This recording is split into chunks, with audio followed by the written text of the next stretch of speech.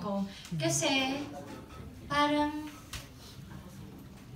paano ba explain? Feeling ko misunderstood siya, na parang nana-judge siya agad ng mga tao. Pero pag nakilala niyo naman si Ronnie, he's very, humble, and he works hard for what he wants and what he wants to do.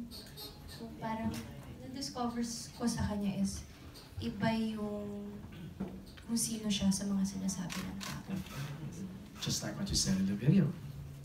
This is what I do, this is not who I am. Ikaw, Ronnie. Ayun. Yung Len, yung discover ko. Kasi ako naman talaga, unang kita ko kay Julia naman talaga parang hirap ko talaga lapitan, hirap talaga siya lapitan ng tao kasi iniisip mo, susupladahan ka niya, baka maldate ang babae, di ba?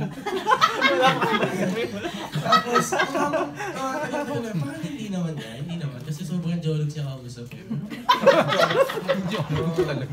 Social, pero jologs, pala, sumasakay naman sa biyo ko, yun ang gusto ko yun sa, yun, same lang kami.